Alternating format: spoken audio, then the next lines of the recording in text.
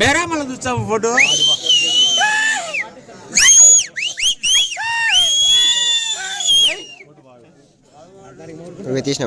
కడప వివేకానంద రెడ్డిని టీడీపీలోకి స్వాగతం ఇస్తున్నాం. ఓకేనా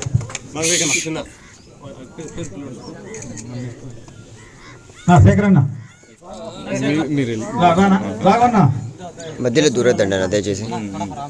కడప రామసుబ్బారెడ్డి సింగనపల్లి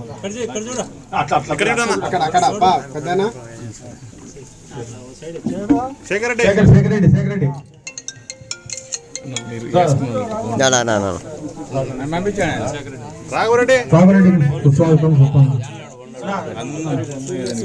సూర్యరెడ్డి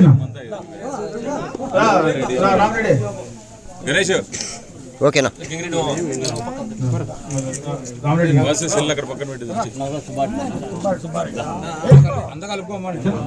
లక్షణ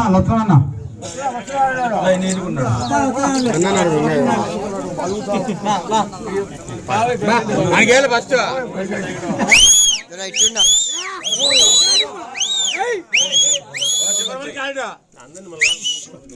ఓకేనా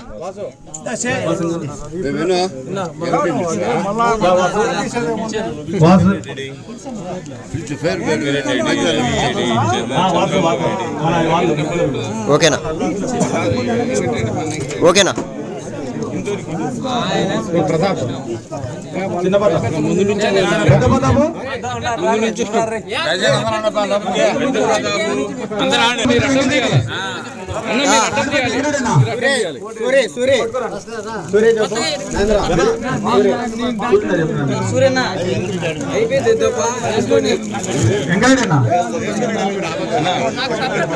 పేర్లు తెప్పించారా ఉపాధ్యాయులు పాపం ఉపాధ్యాయులకు ఏం కరం పట్టిందో కరోనా టైంలో బ్రాంతి షాపుల దగ్గర మందు అమ్మించేటువంటి పరిస్థితి ముఖ్యమంత్రి ఎవడైనా చరిత్రలో ఉన్నాడా అంటే జగన్మోహన్ రెడ్డి తప్ప ఇప్పుడు లేదు. వాస్తవమా కాదా? బ్రాంతి షాపుల దగ్గర డ్యూటీ వేసినాడు పాపం ఉపాధ్యాయులకి. అంతేకాదు బాగా ఇక్కడికి వస్తానే అంతా మెజారిటీ సోదరులు నాగిన్ డాన్స్ చేస్తున్నారు మొత్తంలో. ఇదంతా జగన్మోహన్ రెడ్డి ఒంట్లోకి వచ్చినాడు వీళ్ళకి. పాపం ఆరోగ్యం ఒళ్ళు బుల్ల చేసుకుంటా అని చెప్పేసి అర్థం కావడం లేదు వీళ్ళకి. గతంలో మంచి బ్రాండ్లు దొరికేవి, సరసమైన ధరలకు దొరికేవి. ఈ మంచి బ్రాండ్లు దొరకనీయకుండా, సరసమైన ధరలకు దొరకనీయకుండా సారాయికి రంగు కలిపి ఆయన పేరు మీదే మద్యం వ్యాపారం చేసుకుంటూ మొగుడు పెళ్ళాం రోజు కౌంటింగ్ మిషన్లు పెట్టుకొని లెక్కలేసుకునేటువంటి పరిస్థితిలో జగన్మోహన్ రెడ్డి రాష్ట్రంలో పరిపాలన కొనసాగిస్తారు. ఎక్కడైనా డిజిటల్ పేమెంట్ ఏ బ్రాంతి షాపులు అయినా ఉందా ఒకసారి ఆలోచన చేయమంటాడా? ఈ రోజున మామూలుగా బజార్లో బండి పెట్టుకుని చికెన్ పకోడా అమ్మేవాడు కూడా ఒక స్కాన్ పెట్టింటాడు. ఫోన్ పెట్టేసి పేటిఎం లేదంటే ఆ స్కాన్ చేసి క్యూఆర్ కోడ్ తో స్కాన్ చేసి పేమెంట్ చేసేటువంటి పరిస్థితి. కానీ మద్యం షాపుల్లో మాత్రం ఇది అమలు కావడం లేదంటే మిమ్మల్ని ఎంత పెద్ద ఎత్తున లూటీ చేస్తారో ఒకసారి అర్థం చేసుకోమంటున్నాను. దీని వెనక పెద్ద కథే ఉందనేది ఆలోచన చేసుకోమంటున్నాను. ఈ రకంగా అన్ని వర్గాల వాళ్ళని అన్యాయం చేస్తున్నటువంటి జగన్మోహన్ రెడ్డికి బుద్ధి చెప్పాల్సినటువంటి సమయం ఆసన్నమైంది. వైఎస్ఆర్సీపీ పార్టీని బంగాళాఖాతంలో కలపాల్సినటువంటి సమయం ఆసన్నమైంది. అంతేకాదు అహంకార పూరితంగా మన నియోజకవర్గంలో మనకు అసలు పాపం ఇంకా వైఎస్ఆర్సీపీ పార్టీ కార్యకర్తలు కూడా ఆలోచన చేసుకోమంటాడా? ఈ అభ్యర్థి మీకు ఎవరికైనా ఎప్పుడైనా జెండా మోసినాడా?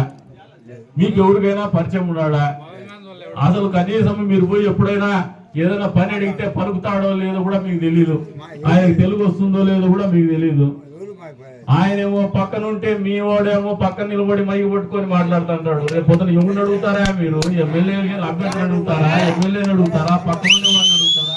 పక్కన ఉండేవాడు మామూలుగా అలవాట్లో పొరపాటుగా ఎప్పుడు కూడా ఎన్నికలప్పుడు 2 నెలలు వచ్చేసి హడావిడి చేసేసి ఎన్నికలు అయిపోతానే మళ్ళీ టూరిస్ట్ వీసాతోనే కదిలేకి వస్తుంటాడు. మీరు అడగాలంటే వడ్డీకి ఏమన్నా వడ్డీకి వసూలు చేసుకునే ఏమన్నా వడ్డీ డబ్బులు అడిగేదానికి మీరు పోవచ్చేమో, కానీ మీ కష్టాలు చెప్పుకునేకైతే పోలేరని చెప్పి వాస్తవమా కాదా మీరు ఆలోచన చేసుకోమంటాను. మరి ఇన్ని రకాలుగా మీరు ఏమారేటువంటి పరిస్థితుల్లో రాజకీయాలు జరుగుతున్నాయి. ఈ రోజున ఒకటే అభ్యర్థిస్తున్నాను రెడ్డి సామాజిక వర్గానికి. గతంలో 3 సంవత్సరాల నుంచి పదే మీటింగ్ లో కూడా చెప్తున్నా నేను, మిమ్మల్ని మనస్ఫూర్తిగా ఆహ్వానిస్తాం, మిమ్మల్ని మా గుండెల్లో పెట్టి చూసుకుంటాం, మీకు ఇచ్చే గౌరవం ఎప్పుడు కూడా పెద్ద స్థాయిలోనే ఇస్తాము. దయచేసి తెలుగుదేశం పార్టీని సమర్థించమని చెప్పేసి కోరుతా ఉన్నాము. ఈ రోజున మా ఆహ్వానాన్ని మన్నించి ఈ రోజున పెద్ద ఎత్తున ఆ సామాజిక వర్గం కూడా మద్దతు తెలుపుతున్నటువంటి పరిస్థితుల్లో వాళ్ళందరికీ ఒకటే చెప్తున్నాం, నమ్మి వస్తున్నటువంటి యువకులకి, చదువుకున్నటువంటి పిల్లలు ఏ రకంగా నమ్మి వస్తున్నారు, ఈ నియోజకవర్గ అభివృద్ధిని కాంక్షించి, వాళ్ళ ఊర్లో అభివృద్ధిని కాంక్షించి, ఒక మంచి పరిపాలన కాంక్షించి అవన్నీ కూడా నెరవేర్చేటువంటి బాధ్యత మేము తీసుకుంటామని చెప్పేసి ఈ సందర్భంగా తెలియజేస్తున్నాం. అంతేకాదు ఎవరైతే నాయకులు ఈ రోజు మమ్మల్ని నమ్మొస్తున్నారో మీ గౌరవాన్ని కావచ్చు, మీ ఊర్లో ఉన్నటువంటి కష్టాల్ని కావచ్చు తొలగించేటువంటి కార్యక్రమంలో మీరిచ్చినటువంటి ప్రతి మాట నెరవేరే విధంగా మేము పనిచేస్తామని చెప్పేసి కూడా మీ అందరికి కూడా ఈ వేదిక నుంచి హామీ ఇస్తూ అటువంటి వ్యక్తిని తీసుకొచ్చేసి ఇక్కడ అభ్యర్థిగా ప్రకటిస్తా ఉన్నాడు. ఇది వాస్తవమా కాదా? ఈ తలుపుల మండలంలో పెద్ద పెద్ద కుటుంబ సభ్యులు ఉన్నారు. ఇప్పుడు ఇందాకే చెప్పినాడు సోదరుడు శంకర్ గారు, గతంలో కాంగ్రెస్ పార్టీ ఉన్నప్పటి నుంచి కూడా పార్టీని మోస్తూ మళ్ళీ రాజశేఖర రెడ్డి గారి మీద అభిమానంతో ఆయన కొడుకు పెట్టినటువంటి పార్టీని కూడా మోస్తూ ఈ పార్టీ మాది అనే భావనతో బతికినటువంటి కుటుంబాలు కూడా ఈ రోజు ఆ పార్టీని విడుతా ఉన్నాయంటే జగన్మోహన్ రెడ్డి ప్రజల విశ్వాసాన్ని కాదు, తన సొంత సామాజిక వర్గం అని, ఆ సామాజిక వర్గం ఏదో తెలియదు నాకైతే, రెడ్లకు ఎందుకు అనుకుంటున్నారు నాకు తెలియదు కానీ ఆయన రెడ్డి అని చెప్పుకోడు. వాళ్ళ ఇంట్లోకి పోయినప్పుడు మాత్రం మేము మాలోళ్ళు అంటాడు, లేదు చర్చికి పోయినప్పుడు మాత్రము క్రిస్టియన్ అంటాడు. ఆయన కులం ఏదో మతం ఏదో ఏదైనా కావచ్చు, మనిషి సాటి మనిషి ఆయన, దాన్ని మేము గౌరవిస్తాం. కానీ ఆయన కేవలం రాజకీయ లబ్ధి కోసం మాత్రమే కులానికి తెలియకుండా మతానికి తెలియకుండా కులాన్ని వాడినాడనేది వాస్తవమని ఇప్పటికైనా అర్థం చేసుకోండి, కైపు దిగినాకైనా అర్థం చేసుకోమని చెప్పేసి కోరుతామని వేదిక మీద నుంచి బాధ్యతగా ఆలోచన చేయండి.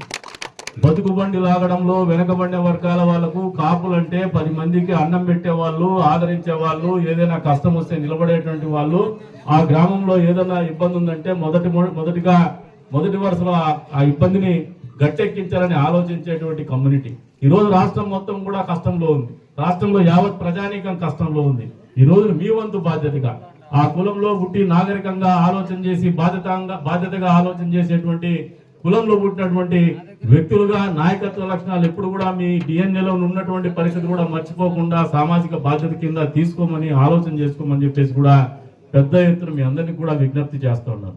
ఈ రాష్ట్రాన్ని కాపాడండి, ఈ ప్రజల్ని కాపాడండి, మన ఊరిని కాపాడండి, మన నియోజకవర్గాన్ని కాపాడండి, మన జిల్లాని కాపాడండి, మన రాష్ట్రాన్ని కాపాడుకోండి. ఒకసారి ఆలోచన చేసుకోమంటాడు. రాజధాని ఏదంటే చెప్పుకోలేనటువంటి పరిస్థితుల్లో మన పిల్లలందరూ కూడా పక్క ఊర్లకు పోయి బెంగళూరుకు హైదరాబాద్కు పోయి ఉద్యోగాలు చేసుకుంటారు. రియల్ ఎస్టేట్ వ్యాపారులు ఎక్కడైనా 2 రూపాయలు డబ్బులు పెట్టుకుందామంటే పొలాలు అమ్మినటువంటి రైతులు కూడా హైదరాబాద్కు బెంగళూరుకు పోయేసి భూములు కొంటున్నారు. కానీ ఎక్కడ కూడా మన రాజధాని లేనటువంటి ప్రాంతము విజయవాడలో పెట్టినోడు ఆగిపోయినాడు. ఈ రోజున మళ్ళీ విశాఖపట్నం రాజధాని అంటాడు. ఆయన మరి ఎందుకు విశాఖపట్నం రాజధాని చేయగలిగినాడో చేసుకోలేనటువంటి పరిస్థితుల్లో కూడా ఈ రోజున ప్రజల ముందున దోషిగా నిలబడినటువంటి వ్యక్తి జగన్మోహన్ రెడ్డి. అంతేకాదు పిల్లలు చదువుకున్నారు, ఉద్యోగ కల్పన అనేది ఎప్పుడు వస్తుందంటే ఆ రాష్ట్రంలో ఆదాయ వనరులు పెరిగినప్పుడు వస్తుంది. ఏమన్నా మాట్లాడితే ఏమంటాడంటే చంద్రబాబు నాయుడు గారు ఈ పథకాలన్నీ ప్రకటిస్తా ఉన్నాడు, దీనికి వచ్చే ఖర్చు ఎంత, గత ప్రభుత్వ హయాంలో పెరిగినటువంటి జిఎస్డిపి ఎంత అంటే గ్రాస్ స్టేట్ డెవలప్మెంట్ ప్రోడక్ట్ ఎంత అంటే స్థూల ఉత్పత్తి నిగ్రహం ఎంత ఈ రాష్ట్రాన్ని, స్థూల ఆదాయం ఎంత, ఈ రోజున వస్తున్నటువంటి స్థూల ఆదాయం ఎంత అని చెప్పేసి కళ్ళబొల్లి మాటల్లో అసెంబ్లీలో వేదికగా పవర్ పాయింట్ ప్రజెంటేషన్ ఇస్తాను. ఎందుకు చెప్తున్నారంటే చదువుకున్నటువంటి పిల్లలు ఉన్నారు, మీ ఇళ్లలో పోయి చెప్తారని చెప్పేసి చెప్తా ఉన్నాను. మామూలుగా అప్పులు ముట్టడానికి ఏం చేస్తారంటే చాలా మంది కొన్ని రోజుల పాటు సమాజంలో ఒక 10 మంది ఫైనాన్షియర్స్ ఉంటారు. ఈ 10 మంది వడ్డీ కంపెనీ వాళ్ళ దగ్గరికి పోయితేనే ఏం చేస్తారంటే ఒకటి పూర్తిగా మునిగిపోయినాడు 10 మంది దగ్గరికి పోతానే ఈ 10 మంది ఒకరికొకరికి 6 నెలల తర్వాత చెప్పుకుంటారు. 6 నెలల తర్వాత చెప్పుకున్నాక ఏమవుతుందంటే అప్పటి వరకు అప్పులు చేసినోడు కొత్త అప్పులు ముట్టక పాత అప్పులు డిమాండ్ పెడతానే డమాల్ పటాక్. ఇప్పుడు ఈ రాష్ట్ర ప్రభుత్వం పరిస్థితి ఏమైందంటే కార్పొరేషన్లు పెట్టేసి అన్ని రకాలుగా 10 లక్షల కోట్లు అప్పు చేసి ఈ రాష్ట్రంలో అందరికీ బటన్ ఒత్తుతాండా అని చెప్పేసి ప్రజల జీవితాంతో ఆడుకుంటారు. ఈ రోజున జిఎస్డిపి ఏదైతే స్థూల ఉత్పత్తి ఏదైతే ఉందో ఈ అంకెలు ఎందుకు పెంచుకుంటానంటే ఆయన ఆ అంకెలు పెరగకపోతే అప్పులు పుట్టవు, ఇది వాస్తవం. అందుకని ఆ అంకెలు పెంచుకొని అంకెల గారెలో కొత్త అప్పులు తెచ్చుకొని జీతాలు ఇవ్వడానికి 1వ తారీఖు జీతాలు లేనటువంటి పరిస్థితి వాస్తవమా కాదా? గట్టి చెప్పండి, నోళ్ళేవా? రైతులకి డ్రిప్ ఇరిగేషన్ పేరు మీద పెద్ద ఎత్తున ఈ ప్రాంతంలో 1 మీటర్ పని చేసుకునేటువంటి రైతాంగం ఉన్నటువంటి జిల్లా ఇది. రైతుకైనా 1 మీటర్ డ్రిప్ ఇరిగేషన్ లో పైప్ ఇచ్చినాడా, స్ప్రింక్లర్లు ఇచ్చినాడా, మోటార్లు ఇచ్చినాడా, వైఎస్ఆర్ జల వచ్చింది ఎవరికి రాలే. కరెంటు బిల్లులు మీ ఇళ్లలో కరెంట్ వేసుకుంటున్నారు. కరోనా వచ్చేసి ఇళ్లలో సంసారం చేసుకునేకే ఇబ్బంది అయ్యేటువంటి పరిస్థితుల్లో కరోనా అయిపోతుంది అనే టైంలో ఏదో బాగుందమ్మా మళ్ళా బజార్ లేకపోదాం అనుకుంటే మీకు దేంతో షాక్ కొట్టించినాడు ఆయన? కరెంటు బిల్లుతో షాక్ కొట్టించినాడు. బిల్లు పట్టుకుంటే అసలు మీకు తెలుగు రేట్లు పెంచినట్టు రేట్లు పెంచేసి పెట్టినాడు. 6 సార్లు కరెంటు బిల్లులు పెంచినటువంటి ఘనత జగన్మోహన్ రెడ్డికి తెలుస్తుంది, చెందుతుంది. నిత్యావసర వస్తువుల ధరలు ఎంత పెద్ద ఎత్తున పెరిగినాయో ఒక్కసారి ఆలోచన చేసుకోమంటున్నాను. అంతేకాదు పిల్లలకు ఉద్యోగ కల్పన అనేది ఏర్పాటు చేస్తా అన్నాడు. ఇంతవరకు జాబ్ క్యాలెండర్ అనేది ఇట్పెట్ల. ఎక్కడ సంవత్సరం జనవరి 1వ తారీఖు జాబ్ క్యాలెండర్ వస్తుందని పిల్లలు అనుకుంటున్నారు, కానీ 1వ తారీఖు వస్తుంది. ఆ రోజు వీళ్ళు కైపు లేకపోతారు, జగన్మోహన్ రెడ్డి వీళ్ళు కైపులో ఉన్నారులే అని చెప్పేసి 2వ తారీఖులోకి వెళ్ళిపోతాడు. పెన్షన్లు 1వ తారీఖు ఇస్తాను ఖచ్చితంగా అంటాడు. ఆ రోజున 1వ తారీఖు ఖచ్చితంగా పెన్షన్లు వస్తానా ఒక్కసారి ఆలోచన చేసుకోమంటాడు. 3,000 రూపాయలు 1వ తారీఖు ఖచ్చితంగా ప్రభుత్వం వస్తానే 3,000 పెన్షన్ చేస్తాను అని చెప్పినాడు. ఈరోజు ఫ్లెక్సీలు కూడా వేసుకుంటాడు 3,000 రూపాయలు పెన్షన్ అని. ఎప్పుడు చేసినాడయ్యా 3,000 రూపాయల పెన్షన్? ఈయన నిన్న లేక మొన్న చేసినాడు. అంటే ఎన్నికలు వస్తున్నాయి కాబట్టి ఇప్పుడు 3,000 రూపాయలు పెన్షన్ చేసినాడు, కానీ ఆయన చెప్పినటువంటి మాటకి ఎక్కడ కూడా కట్టుబడలేదు. ఇన్ని రకాలుగా మనం నమ్ముకున్నటువంటి వ్యక్తి మనల్ని మోసం చేసినప్పుడు మళ్ళీ ఎన్నికల్లో నిలబడి ఓటు అడగడానికి ముందుకు వస్తున్నాడు. మరి ఇటువంటి వ్యక్తికి ఓటు వేయాలా లేదా ఒక్కసారి మీరందరూ కూడా గట్టిగా నిలదించి చెప్పమని చెప్తాను. ఈయనకు ఓటు వేయాలా? మరి ఎవరికి ఓటేస్తారు? సైకిల్ గుర్తుకు ఓటేయండి. ఏ గుర్తుకు ఓటేస్తారు? ఎందుకు వేయాలంటే కూడా చెప్తాను. ఈ రోజున భవిష్యత్తు గ్యారంటీ పేరుతో 6 అద్భుతమైనటువంటి పథకాలను అధికారం లేకొస్తే అమలు చేస్తామనే మాట చెప్పి మీ ముందుకు వస్తోంది తెలుగుదేశం పార్టీ. మహిళలకు బస్సుల్లో ప్రయాణం చేయడానికి ఉచితంగా బస్సు ప్రయాణం కల్పించేటువంటి కార్యక్రమం తెలుగుదేశం పార్టీ ప్రకటించింది. అంతేకాదు ఏదైతే అమ్మఒడి అని చెప్పేసి అబద్ధాలు చెప్పేసి 13,000 రూపాయలు 15,000 రూపాయలు ఇంట్లో ఎంతమంది ఉంటే అంతమందికి ఇస్తారని మాట్లాడినటువంటి జగన్మోహన్ రెడ్డి అధికారం వచ్చిన తర్వాత 13,000 రూపాయలు ఇంట్లో ఒక్కరికి ఇచ్చేసి మోసం చేసినటువంటి పరిస్థితులు గమనించినటువంటి చంద్రబాబు నాయుడు గారు తల్లికి వందనం పేరు మీద ఈ రోజు ఇంట్లో ఎంతమంది పిల్లలు ఉంటే అంతమంది పిల్లలకు కూడా 15,000 రూపాయలు అంటే 15,000 రూపాయలు డబ్బులు ఇస్తామని చెప్పేసి మీ ముందుకు వస్తా ఉన్నాడు. గ్యాస్ రేట్లు పెరిగినాయో లేదో అక్కడ మహిళా మనులు వింటా ఉన్నారు. ఏం రేట్లు పెరిగినాయబ్బా గ్యాస్? ఈరోజు రేట్ ఎంత గ్యాస్? 1,200 రూపాయలు. ఇంకా నువ్వు 900 ఉన్నావు సోదరా. 1,200 రూపాయలు ఒక గ్యాస్ సిలిండరు. ఈ రోజున 1,200 రూపాయలు గ్యాస్ బండ ఉంటే మధ్యతరగతి వాళ్ళు, దిగువ మధ్యతరగతి మహిళలు ఇబ్బంది పడుతున్నారనే ఆలోచనతోనే చంద్రబాబు నాయుడు గారు ఈ రోజు సంవత్సరంలో 3 గ్యాస్ సిలిండర్లు ఉచితంగా ఇస్తామని చెప్పేసి మీ ముందుకు వస్తా ఉన్నారు. అంతేకాదు ఎవరైతే పిల్లలు చదువుకొని ఉద్యోగాలు లేనటువంటి పరిస్థితులు ఉన్నటువంటి పిల్లలకి జగన్మోహన్ రెడ్డి గంజాయి సరఫరా చేయించేసి వాళ్ళని మత్తులో జోగొడతా అంటే తెలుగుదేశం పార్టీ వాళ్ళకు ఒక నమ్మకాన్ని కల్పిస్తూ ఆత్మవిశ్వాసాన్ని కల్పించాలనే ఆలోచనతో ఉద్యోగం వచ్చేంత వరకు కూడా ఎవరైనా పిల్లలు చదువుకుంటే వాళ్ళకి నెల నిరుద్యోగ వృత్తి కింద యువగలం పేరు మీద 3,000 రూపాయల డబ్బులు ఇచ్చేటువంటి కార్యక్రమం అమలు చేస్తామని మీ ముందుకు వస్తా ఉన్నారు.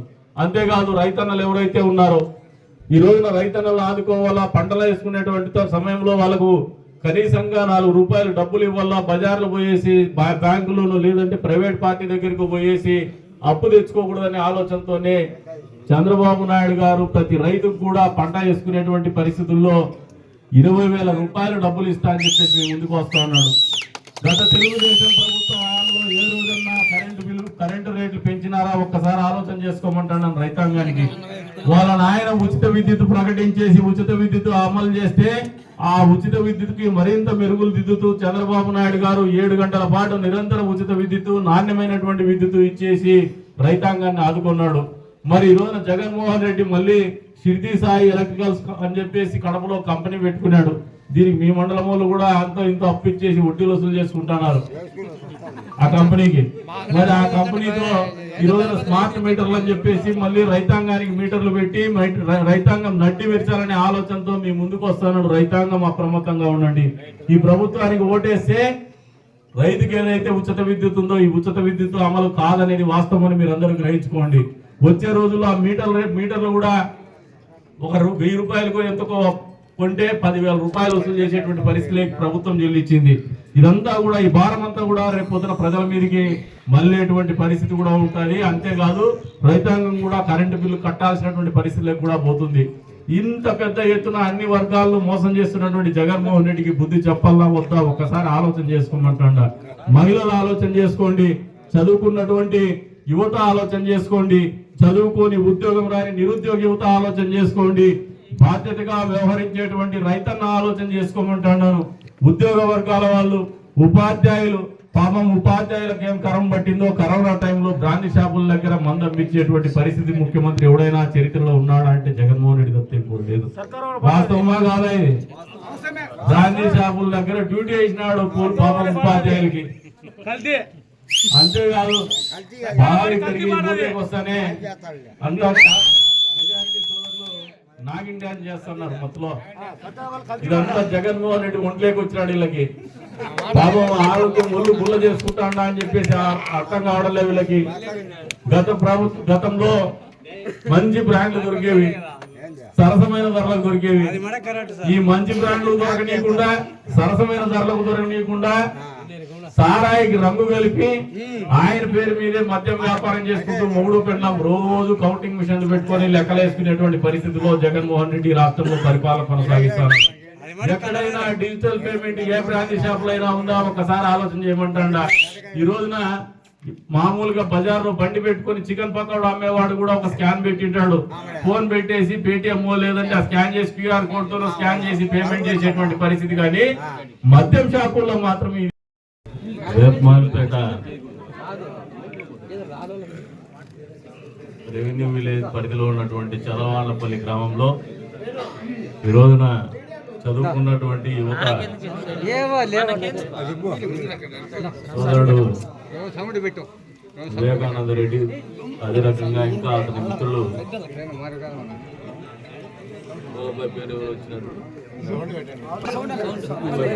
వివేకానంద రెడ్డి, ఆయనతో పాటు ఆయన సహచర మిత్రులందరూ కూడా పార్టీలో చేరుతున్నటువంటి సందర్భంగా ఏర్పాటు చేసినటువంటి కార్యక్రమానికి అధ్యక్షత వహించినటువంటి తలుపుల మండల తెలుగుదేశం పార్టీ అధ్యక్షులు సోదరులు ముబారక్ గారికి, అదే రంగా పెద్దలు గౌరవనీయులు రామరెడ్డి అన్న గారికి, తెలుగుదేశం పార్టీకి మండలంలో పెద్ద దిక్కుగా ఉంటున్నటువంటి ఓబులరెడ్డి అన్న గారికి, అదే రంగా సోదరుడు శంకర్ గారికి, సోదరుడు దేవేంద్ర గారికి, ఇంకా భార్గవరెడ్డి గారికి, చాలామంది రాజారెడ్డి గారికి, ఇతరత్ర తెలుగుదేశం పార్టీ కుటుంబ సభ్యులకు, మండలంలో నుంచి వచ్చినటువంటి తెలుగుదేశం పార్టీ కుటుంబ సభ్యులకు, చదలవాళ్లపల్లి గ్రామ సోదర సోదరిమణులకు అందరికీ కూడా పేరు పేరు నమస్కారాలు.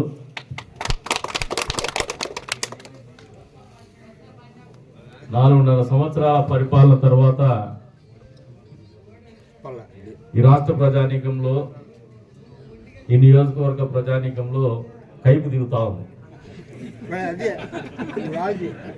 పోయినసారి ఎన్నికల సందర్భంగా, ఎందుకంటే మీ భాషలో చెప్తేనే బాగుంటుంది, పోయినసారి ఎన్నికల సందర్భంగా, అంతకుముందు ఎన్నికల సందర్భంగా ఈ రాష్ట్రంలో జగన్మోహన్ రెడ్డి అనే ఒక మాయగాడు యావత్ రాష్ట్ర ప్రజానీకానికి కులం మత్తు, మతం మత్తు, డబ్బు మత్తు, అదే రకంగా మాటల గారడి, అది చేసేస్తాను, కాళ్ళకు కడియాలు పెడతాను, నడుము వడ్డానం పెడతాను, ముక్కు పూల పెడతాను, నెత్తిన పాపిడి బిళ్ళ పెడతాను, అన్నీ చేసేస్తాను, మద్యపాన నిషేధం చేస్తాను కూడా చెప్పేసి, మద్యపాన నిషేధం చేయకుండా మాత్రం మళ్ళీ ఓట్లు అడగనని చెప్పినటువంటి జగన్మోహన్ రెడ్డి ఆయన అనుకున్నది సాధించుకొని ముఖ్యమంత్రి అయిపోయిన తర్వాత 4 సంవత్సరాల కాలం పరిపాలనలో ఎవరైతే ఆ మాయ మాటలకు కావచ్చు, ఆ కులాల మత్తులో కావచ్చు, మతాల మత్తులో కావచ్చు పుట్టుకుపోయినటువంటి ప్రజానీకం మాత్రం అన్యాయం అయిపోయింది. ఆ అన్యాయము అయిపోయినామని కైపు దిగిన తర్వాత ఆలోచన చేస్తున్నటువంటి ప్రజానీకం జగన్మోహన్ రెడ్డికి బుద్ధి చెప్పడానికి సిద్ధంగా ఉన్నటువంటి పరిస్థితుల దృష్ట్యానే ఈ రోజున ఈ నియోజకవర్గంలో పెద్ద ఎత్తున ప్రత్యేకించి పులివెందుల ఆయన తలకాయ అయితే ఆ తలకాయల ముక్కు కింద ఉండేటువంటి తలుపుల మండలంలోనే ఇంత పెద్ద ఎత్తున చేరికలు చేస్తా ఉన్నాయంటే, అందులో చదువుకున్నటువంటి యువత బయటకు వస్తా ఉన్నారంటే అది కూడా ఆయన కులానికి తెలియకుండా మతానికి తెలియకుండా కులాన్ని, నేను రెడ్డి అని కొన్ని చోట్ల, నేను క్రిస్టియన్ అని కొన్ని చోట్ల, ఇంకో చోట ఎస్సీ అని చెప్పేసి వీళ్ళందరినీ వాడుకొని తన స్వార్థం కోసం వినియోగించుకున్నటువంటి పరిస్థితులన్నీ కూడా ఆకలింపు చేసుకుని అర్థం చేసుకుని ఆ కైపు దిగిపోయినటువంటి పరిస్థితుల్లో రాష్ట్రం అన్యాయం అయిపోతుంది, సమాజం అన్యాయం అయిపోతా ఉంది. ఈ రాష్ట్రంలో ఉన్నటువంటి అన్ని వర్గాల వాళ్ళు అన్యాయం అయిపోయినారు. అంతేకాదు రాష్ట్రం కూడా రాజధాని లేనటువంటి రాష్ట్రంగా, రాష్ట్ర అభివృద్ధి కుంటుపడినటువంటి పరిస్థితుల్లో ఈ రోజు యువతగా ఉన్నటువంటి చదువుకున్నటువంటి పిల్లలు, ఉద్యోగం చేస్తున్నటువంటి పిల్లలు, చదువుకొని నిరుద్యోగులుగా ఉన్నటువంటి పిల్లలు ఈ రోజున ఆలోచనలో పడ్డారు. ఈ మాట ఖచ్చితంగా నేను మనస్ఫూర్తిగా నేను అర్థం చేసుకుని మాట్లాడుతున్నటువంటి మాటలే కానీ ఏదో రాజకీయంగా మాట్లాడుతున్నటువంటి మాటలు కాదు. ఈరోజు వివేకానంద రెడ్డి కావచ్చు, లేదు ఇంకా అతని స్నేహితులే కావచ్చు, చదువుకున్నటువంటి పిల్లలు.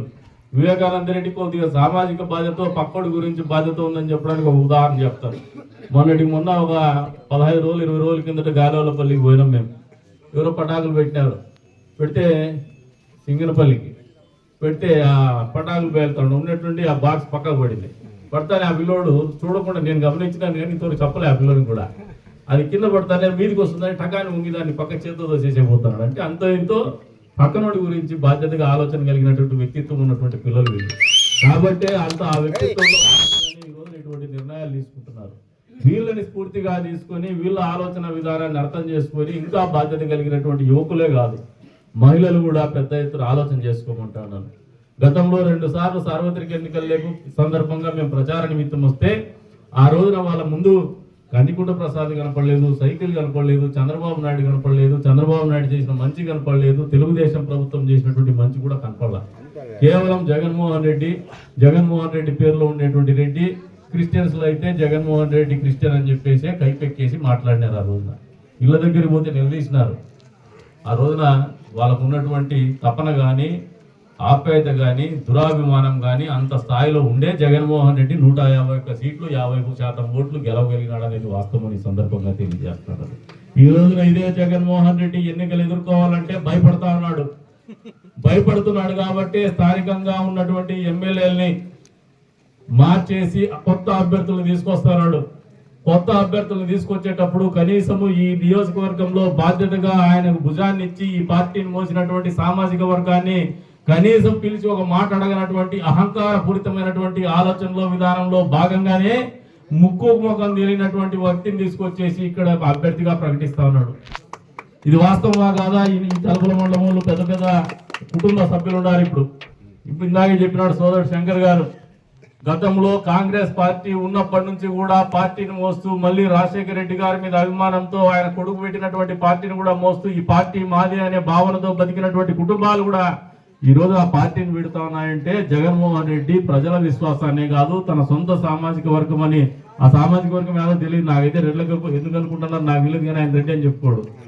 వాళ్ళ ఇంట్లోకి పోయినప్పుడు మాత్రం మేము మాలోళ్ళు అంటాడు, లేదు చర్చికి పోయినప్పుడు మాత్రము క్రిస్టియన్ అంటాడు. ఆయన కులం ఏదో మతం ఏదో ఏదైనా కావచ్చు, మనిషి సాటి మనిషి ఆయన, దాన్ని మేము గౌరవిస్తాం. కానీ ఆయన కేవలం రాజకీయ లబ్ధి కోసం మాత్రమే కులానికి తెలియకుండా మతానికి తెలియకుండా కులాన్ని వాడినాడనేది వాస్తవం అని ఇప్పటికైనా అర్థం చేసుకోండి. కైపు దిగినాకైనా అర్థం చేసుకోమని చెప్పేసి కొడతానని వేదిక మీద నుంచి బాధ్యతగా ఆలోచన చేయండి. బతుకుబండి లాగడంలో వెనకబడిన వర్గాల వాళ్ళకు కాపులంటే 10 మందికి అన్నం పెట్టేవాళ్ళు, ఆదరించే వాళ్ళు, ఏదైనా కష్టం